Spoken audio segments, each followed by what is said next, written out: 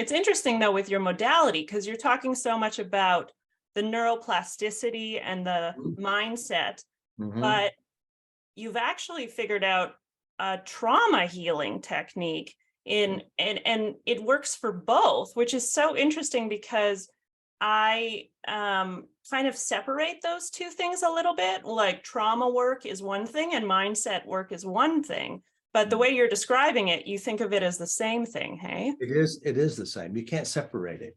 Now, again, what is trauma? You know, post-traumatic stress disorder. It's, first of all, it's not a disorder. Trauma actually is an education on how to survive in the world.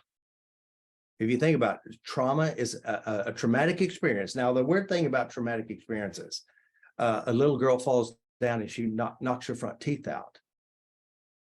From that point on, she thought she was ugly and no one loved her. That is a traumatic experience to a child. To move from one home to another home, a bigger home, is a traumatic experience for a child because she lost all of her friends. She lost the comfort of this. So these are traumas, but they're also education. And it's teaching us how to survive. Now, of course, if you have an abusive brother or sister or parents or whatever, or you go to school and they're bullied at school, these are traumas, but they're also educating you how to survive the world. Unfortunately, sometimes we are introduced to worlds that we don't actually like. But this is our world, and this is who we are, and this is how we're to operate. So trauma is really an emotional education to survive. And the weird thing is our brain captures it, organizes it, and replicates it in our future. And so again, there's a lot of programs out there like DNRs, for example.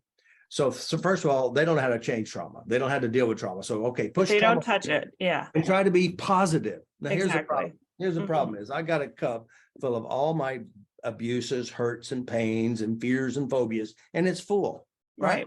And they say, be positive. And how are you going to put it in there if it's full of what you don't want? The problem is, it's just like dieting. If you don't change the diet, the emotional reasons why you eat, you go on a diet, and now while you're on a diet, you feel good, you're kind of losing weight, you still have the battle within you. But as soon as you go back to normalcy, all the stuff that's in there is going to show up. It's going to make you sick again. You're going to do the same thing. So my belief is, as you go inside, make adjustments inside your memories, which is neuroplasticity, update them to where you change them to where what you'd like to have. And you start being from the inner world. And then you don't have to try to pretend or try to be positive, because you are positive from inside.